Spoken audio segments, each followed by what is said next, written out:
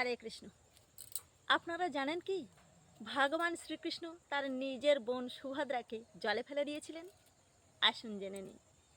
একবার সুভদ্রা রানী নদীর পাড় দিয়ে হাঁটতে হাঁটতে যাচ্ছিলেন, আর ঠিক তখনই ভগবান শ্রীকৃষ্ণ একটা ছোট্ট নুড়ি নিয়ে সুভদ্রার পায়ের দিকে ঠেলে দিলেন, আর সেই নুড়িতে স্লিপ খেয়ে সুভদ্রা জলে পড়ে গেলেন। যেহেতু তিনি সাঁতার জানতেন না, তাই তিনি জলে ডুবতে থাকলেন, আর ভগবান কৃষ্ণ তা দেখে সেখান থেকে চলে গেলেন। কিছুটা দূরে রাধারানী দাঁড়িয়ে দাঁড়িয়ে সব কিছু লক্ষ্য করছিলেন। তিনি যথাসময় দৌড়ে এসে সুভদ্রাকে রক্ষা করলেন। এই প্রসঙ্গে একটা অপূর্ব কাহিনী আছে।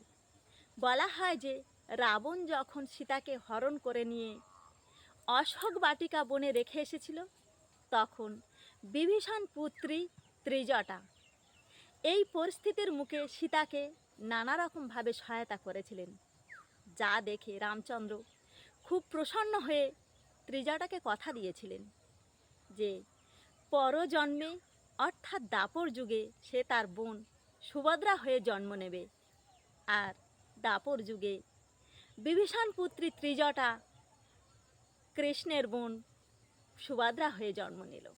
এখন রাধারানী ভগবান শ্রীকৃষ্ণকে তার এই কটু কাজের কথা জিজ্ঞাসা করলে শ্রীকৃষ্ণ বললেন, যাতে রাধারানী আগের জন্মে ত্রিজটার কাছে থাকা সীতার সহায়তা ঋণ পূরণ করতে পারে, তার জন্য তিনি এ কাজ করেছেন।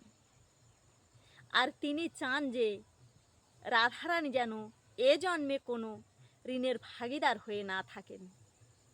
তাৎপর্য হলো, উপকারের উপকারীর ঋণের বোঝা কখনো রাখতে নেই, সর্বদা পরিশোধ করা উচিত।